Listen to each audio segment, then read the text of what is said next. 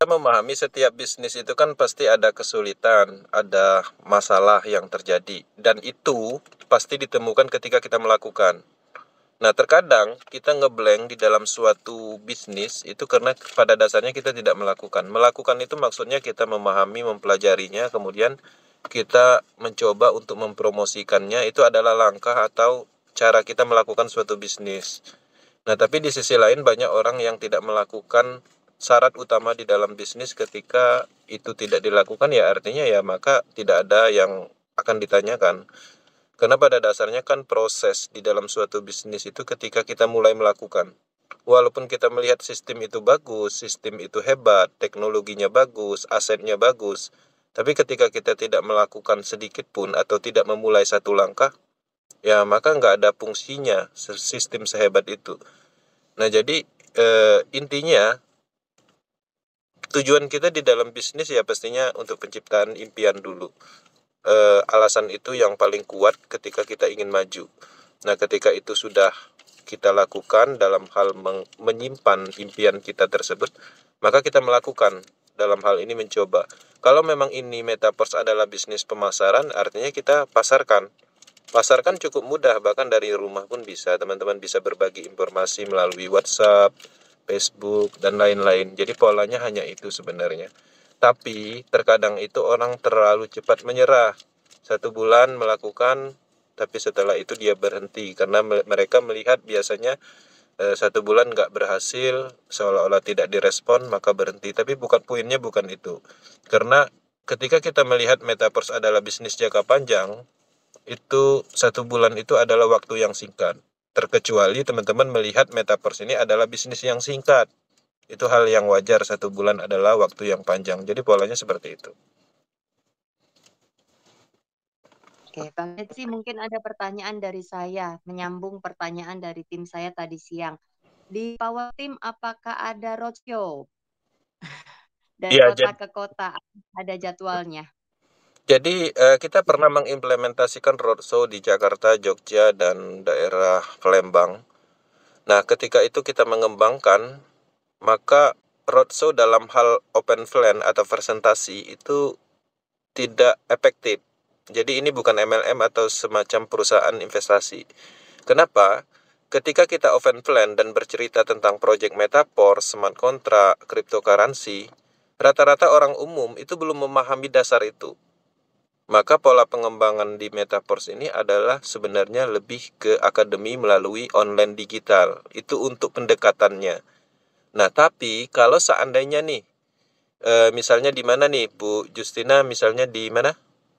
Saya di Surabaya. Nah, misalnya di Surabaya nih. Nah, kemudian di Surabaya itu telah terbentuk tim, kemudian udah banyak mitranya, kemudian dalam hal ini membuat acara itu bisa, tapi acaranya bukan event plan, tapi lebih ke building tim atau semacam silaturahmi, dan di situ kita berdiskusi, di situ kita menyampaikan apa masalahnya yang terjadi di situ, misalnya tanya jawab. Nah, itu lebih baik. Itu yang dilakukan di global internasional. Itu yang pertama. Terus yang kedua, metaverse ini kalau berdasarkan akademi internasionalnya itu menggunakan sistem base camp. Jadi, misalnya di setiap daerah itu ada leader yang mengembangkan proyek ini. Jadi dia membuat semacam pertemuan rutin, yang mana pertemuan itu dilakukan di tempat yang tetap, supaya kedepannya orang bisa mengenal ketika ingin mendapatkan informasi metaverse, mereka udah mengerti bahwa di situ lokasinya. Misalnya nih, kita ada ruko, kita bangun ruko tersebut bentuk kantor, dan di situ adakan pertemuan rutin seperti di Filipina dan India. Atau mungkin kita tidak ada ruko ataupun properti, bisa misalnya kita di coffee shop atau di Godipa misalnya. Dan itu dilakukan di situ terus. Jadi tempat yang kita tentukan di dalam pertemuan itu selalu di tempat itu. Tujuannya adalah untuk supaya tempat itu juga menjadikan sebuah saluran pemasaran kita dan dikenal ketika orang membutuhkan kita, orang akan datang dengan sendirinya tanpa diundang. Jadi pemahamannya seperti itu. Memang Power Team itu ada rencana untuk pengembangan maksimalnya itu setelah ekosistem sesuai instruksi global. Ekosistem semuanya diluncurkan, itu kita akan mengembangkan secara masif melalui offline karena memungkinkan efektivitasnya di situ. Karena saat ini sistem ini sebenarnya baru dibangun, startup. Jadi kita sekarang ini membangun pondasinya, yaitu melalui pemasaran matrik sistem, karena sistem utama bisnis ini ada di matriknya. Jadi seperti itu yang harus dipahami. Kemudian teman-teman mungkin beranggapan Metaverse ini pengembangannya berbeda. Iya, kalau MLM itu kenapa ada seminar besar, ada motivator diundang, kemudian artis diundang, karena kita ada namanya sponsor atau support. Jadi setiap pengembangan itu tim leader itu biasanya diberi support untuk melakukan itu. Kemudian kalau BO itu biasanya juga seperti itu. Ketika kita roadshow didanain oleh perusahaan dan segala macam. Nah, di Metaverse ini itu lebih bisnis online atau individu lah, independent business owner. Itu juga kenapa Metaverse ini bisa kita terima atau kita dapatkan informasinya walaupun pusatnya itu ada di Eropa. Nah, jadi kami mendapatkan bisnis ini itu juga melalui online. Jadi terduplikasinya di situ. Ketika teman-teman mengembangkan bisnis ini mulai dari awal offline, maka akan terduplikasi offline. Dan ketika itu terduplikasi, maka akan semakin berat. Pertama menyita waktu, kemudian dari dana. Nah, di sini tidak ada matching bonus ya yang perlu dipahami. Ini berbeda dengan MLM.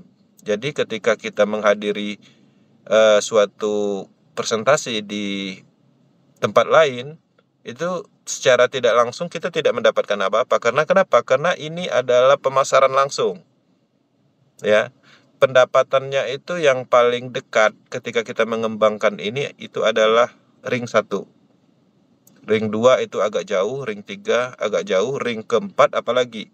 Karena seseorang leader akan mendapatkan hasil dari penjualan program ini itu ketika timnya terjadi recycle. Jadi kalau level 1 itu kan dia punya 6 matrik atau 3 matrik. Ketika itu terisi penuh, itu ada namanya recycle atau pembelian ulang, maka dia akan menghasilkan.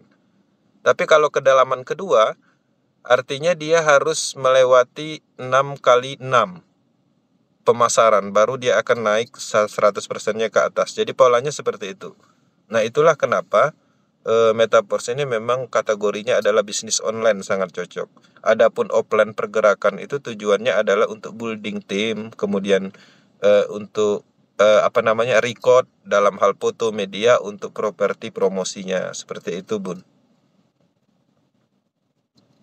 Oke, terima kasih Bang Gensi. Ini menjawab, semoga menjawab. Ini ada yang tanya tadi siang Pak Steve ya. Mm-mm. Nah, beliau menanyakan apakah ada di tim kita ada roadmap, roadshow. Nah, saya sudah menjawab bahwa sebaiknya yang diajarkan, disarankan oleh leader kita adalah kita fokusnya pada online saja. Karena di online kita sangat-sangat lebih jauh, lebih efektif dan efisien. Betul ya Bang ya? Iya. Dari berbagai sisi, dari sisi waktu, tenaga, pikiran, ya kan, dari sisi biaya pun juga sangat-sangat terpangkas dan kita bisa lebih maksimal menjangkau dari ujung ke ujung, dari mana saja, dari apa profesi apa saja, kapan saja. Kita seperti ini Bang Kensi di mobil pun bisa memberikan sharingnya buat kita semua. Luar Iya. biasa. Terima kasih banyak Bang. Iya, Mungkin Bu. ada lagi yang mau Ya, jadi ditanyakan teman-teman? jadi faktor Siap. offline dan online ini sebenarnya itu faktor efek masa lalu, Bu. Jadi kebiasaan. Jadi teman-teman bayangkan ketika kita mengembangkan suatu proyek menggunakan offline, itu radius marketnya itu sebenarnya kecil. Tapi bayangkan ketika kita mengembangkan atau menguasai sistem pemasaran digital atau lebih fokus ke online, maka radius pemasarannya itu cukup jauh, bahkan bisa menyentuh di negara lain. Nah, jadi banyak orang tidak menyadari itu.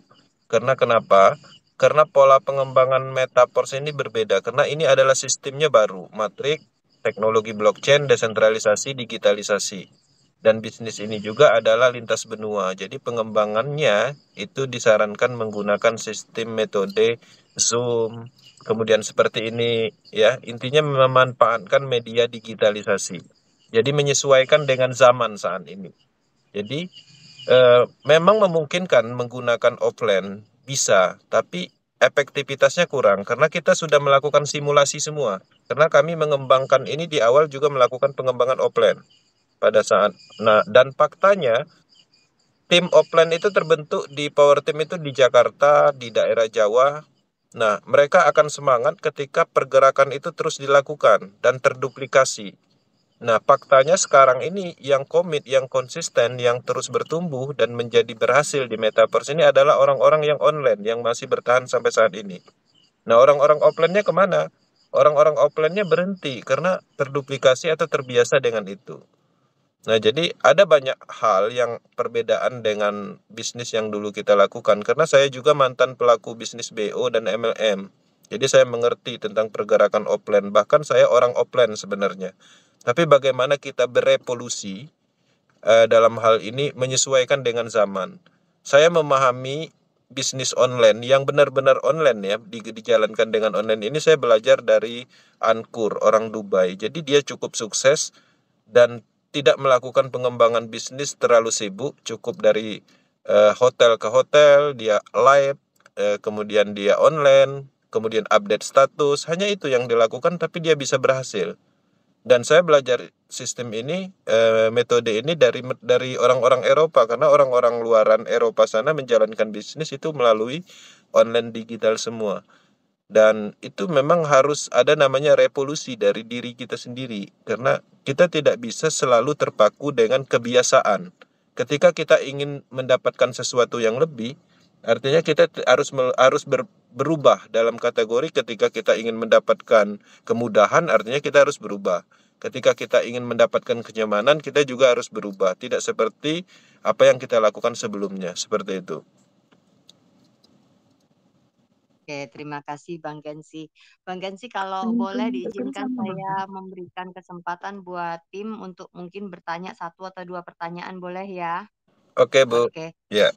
silakan Bapak Ibu, mungkin ada yang mau tanya, silakan nyalakan mikrofonnya.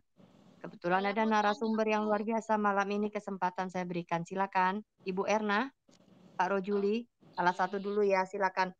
Pak Ah, Rojuli dulu, ah. silakan Pak. Siapa dulu nih? Ya Pak, silakan Pak Rojuli. Kalau enggak Bu Erna dulu boleh, silakan Oke. Ibu. Suaranya kecil. Assalamualaikum. Assalamualaikum, selamat malam Bang Kenji. Ya, selamat Selamat malam. malam. Ah, saya masih pemula, Pak. Baru level 3. Sebenarnya saya masih bingung cara menjelaskan metaverse ini ya kan. Dari S6, S3, masih belum paham saya cara menjelaskannya. Di level 3 kemarin barusan kan saya dapat mitra baru. Tapi kok belum ada ya saya dapat bonus. Ini gimana caranya kok? Sebenarnya bonusnya itu masuknya di mana gitu. Cuman itu aja Bang Kenji. Oke. Ya, jadi Bu Er- semua orang itu adalah pemula. Kami juga dulu di awal pemula. Dan ketika kita mulai melangkah, artinya kita sudah memulai untuk menuju yang lebih baik. Pertama, kita harus menjalankan metaverse ini dengan rileks dan santai. Ketika kita memasarkan dan orang tertarik, biasanya kan orang bertanya apa itu metaverse. Kita cukup jelaskan metaverse adalah sebuah bisnis. Bisnis ini adalah pemasaran program smart kontrak, dan ini bisa menghasilkan. Sampai di situ sebenarnya sudah cukup.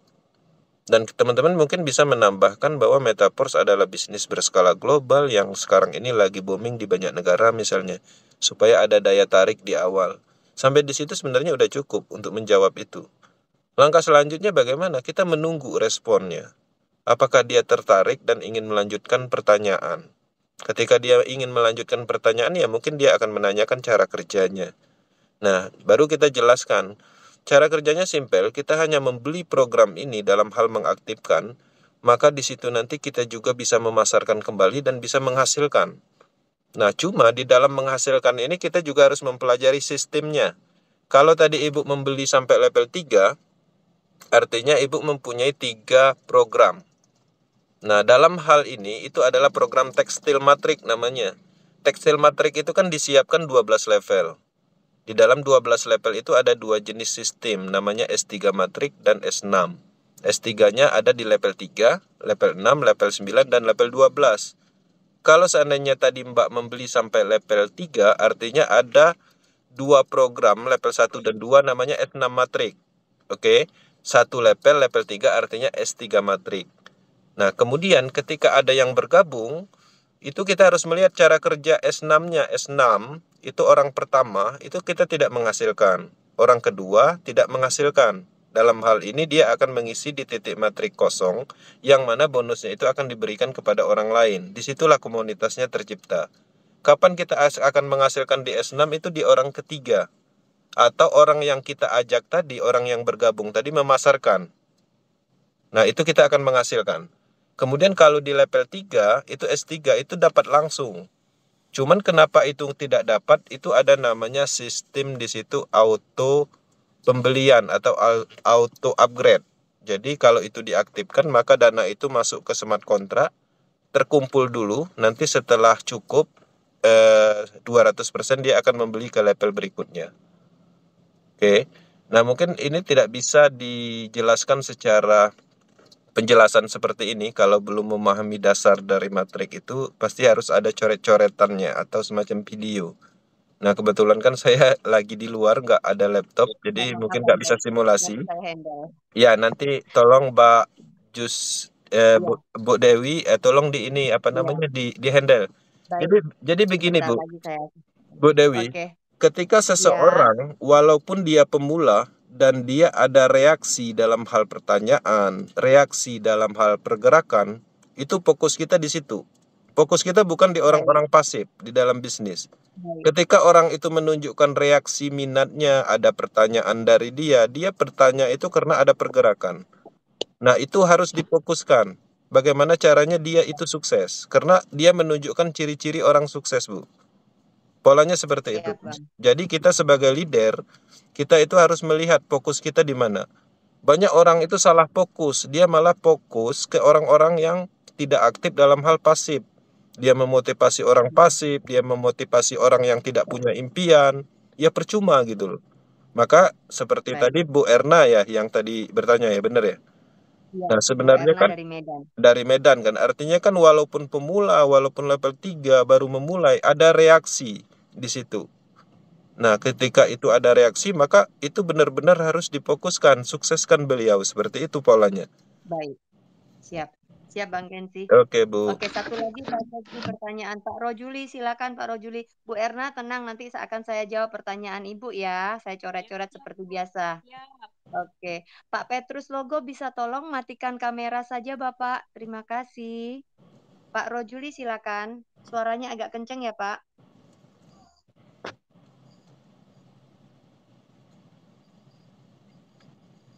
Pak Rojuli, nggak ada suaranya ini.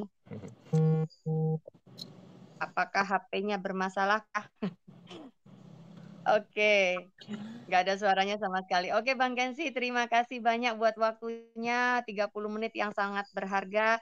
Oke, nanti semoga dengan adanya seperti ini, Bang Kensi nggak bosan-bosan untuk motivasi tim saya ya, Bang ya. Baik, semoga nanti ada kesempatan kita bisa ketemu di Surabaya. Kalau ada roadshow di Surabaya, jangan lupa kabarin saya. Amin. Terima kasih banyak, Bang Kensi. Selamat malam. Selamat malam. Terima kasih. Yuk, dadah. Baik. Oke, bye. Thank you. Terima kasih Pak Kensi. Oke, yuk tetap semangat. Yuk. Semuanya. Ya. Kalau ada yang mau ditanyakan, silakan. Saya Terima kasih Pak Kensi.